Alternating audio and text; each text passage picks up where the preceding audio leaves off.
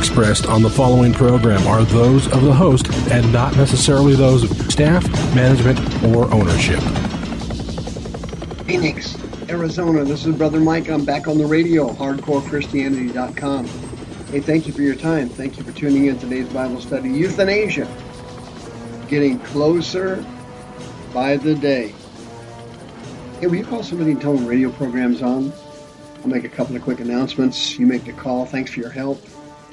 Hey, this is Brother Mike on the hardcorechristianity.com. I'm the professional counselor at the Arizona Deliverance Center in Central Phoenix. We're on 15th Avenue, just south of Osborne Road. Hardcorechristianity.com, of course, is a website. I want to give a special shout out to all my friends on 1010 AM KXXT radio here in the great state of Arizona. Also want to say hi to all my friends around the world on Dark Sky Radio. Thank you for tuning into the program. On the website, you'll see all of our services are available. Thursday night is our incredible healing room. This thing is booming. Brother Rick is running the healing room. His class is in the main sanctuary. This is something you've got to see. You've got to bring somebody to the service who needs deliverance from demonic oppression or healing.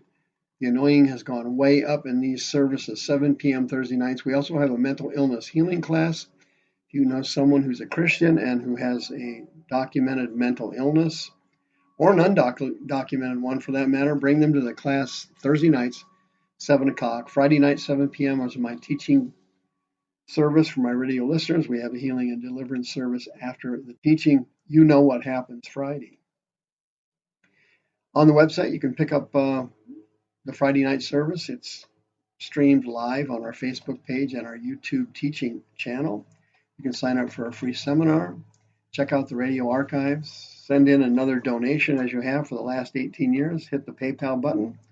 And don't forget Sister Karen. She's on the homepage of the website. She'd be happy to list your house for you for sale. She loves working with born-again Christians. Folks, euthanasia is not part of the American culture, but as you know, everything starts usually in Europe and usually in California, and then it sweeps over the rest of the United States of America. Once this stuff starts overseas, once it starts in California, guess what? The rest of us are usually next. Euthanasia is not that far away. We're looking at a few years before euthanasia will be a common, regular medical practice here in the United States of America. Let's go to France. Here's the article. Quote, the father of a 42-year-old French man who is having his life-supporting treatment withdrawn has called the court action murder in disguise. Last Tuesday, medics started removing life-sustaining equipment from Vincent Lambert after a final ruling by France's highest appeals court. The protracted legal battle between Vincent's parents and the French and the European court system has now ended. On Sunday, Pierre and Vivian watched helplessly as doctors began to remove their son's water and feeding tubes at Sebastopol Hospital in northern Reims. Vincent can sleep and wake up, respond to certain voices, and can swallow and breathe on his own, according to Reuters. The Catholic parents have called the court's decision madness and insists that Vincent is not brain dead, but he is merely handicapped. They want to move him to a specialized facility. This is murder in disguise. It's euthanasia, the 90-year-old father told reporters. Vincent's doctor has urged the parents to ensure that their support is as peaceful, intimate, and personal as possible. Lambert was a former psych nurse who had been in a semi-vegetable state for over a decade after suffering massive brain trauma in a car accident. Well, folks, here you can see 1,000 different issues going on all at once. Okay, the main ones obviously are the parents' love for their son, their internal hope that somehow, some way, he would get better, or maybe God would heal him, their faith in God and their faith in the Catholic Church. The Pope even spoke up on this one. He tweeted out a tweet about, believing in the sanctity of life. It's difficult to get any tweets from the Pope. You really don't want one because their moral authority at the Vatican crashed and burned long ago over the staggering worldwide pedophile scandal and the gasping impregnating nun scandal. I mean, this thing has gotten out of control. So whatever the Pope says on a moral basis is probably to be obviously discarded. But here you've got the other side when you have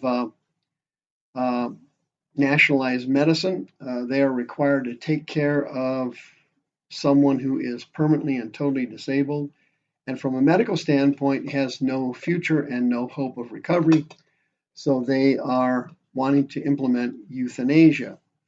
I don't have the time or the energy, quite frankly, the knowledge to sort out all these particular details. But here's what's troubling about euthanasia. As you know, euthanasia is where someone is deemed so disabled and so handicapped and so ill and so sick that their condition is hopeless and they should just be eviscerated. Physician-assisted suicide is a different subject, and it requires someone's will to be involved where they have reached a point in their life where they're too sick to go on, they don't want to live anymore. The old saying, there's a point where life is no longer worth living anymore. And you can make arguments for euthanasia, positive and negatively. You can make arguments for physician-assisted suicide, positively and negatively, of course. And there's two sides to every story. And I understand the empathy and the sympathy of these parents over this 42-year-old son. He got in a car accident and he had a TBI, of course, and I'm personally familiar with that. My youngest daughter has the same or similar condition, although it's not as severe as Mr. Lampert's. I can understand the love of the parents and their hope in God. I understand that 100%. I'm in the same boat, so to speak. But I can also understand the state and the national health insurance. They no longer want to pay to keep people alive who have no medical hope of recovery. I get all that. But here's the dangerous thing about physician-assisted suicide and euthanasia. Even though you may argue there are positive points to be made in both scenarios, and I get that and I agree with you, there are positives and there are negatives about both of them. But my main concern is the overall negative issue about these two issues, physician-assisted suicide, euthanasia. It is the concept of the value of a human life. Here in America, we are attacking this concept viciously, but not through euthanasia, but through abortion. Decades ago, abortion in the first trimester, abortion for incest or rape was something that our society was okay with. I mean, even for people who were anti-abortion, everybody just kind of understood it. There was strong arguments that a first trimester fetus, a child in the womb, was not a fully developed human being, and on the arguments went back and forth. And some people were opposing abortion, some were not opposing it. But now the concept of a human life has deteriorated to the point where people in this country are saying, look, it doesn't matter. You can abort a baby at any time, even partial birth abortions and even post-birth abortions. Those are now actually being considered as part of the United States of America. And the danger here, the very danger here, as you can imagine, is this concept that human beings are expendable. That's the very danger of this. That concept started in Nazi Germany.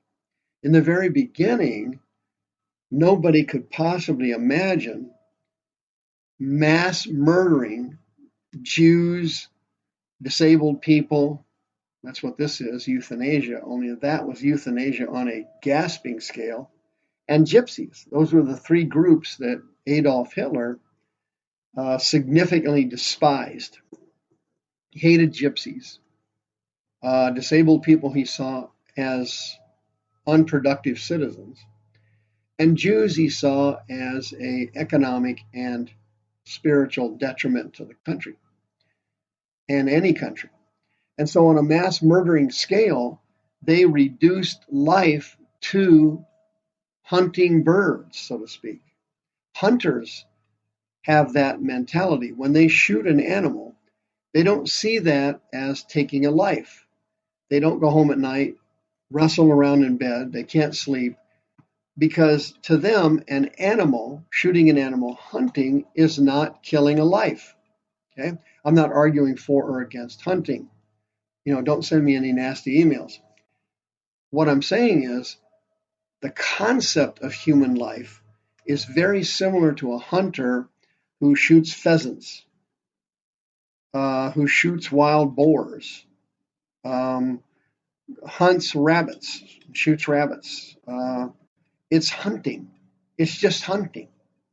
Well, euthanasia, as you can imagine, turns a human being into an item of hunting. Partial birth abortions, post-birth abortions, turn a human being into something that is like hunting. And that, despite the positives and negatives of euthanasia and the physician-assisted suicide, that is the horrible concept we're heading to.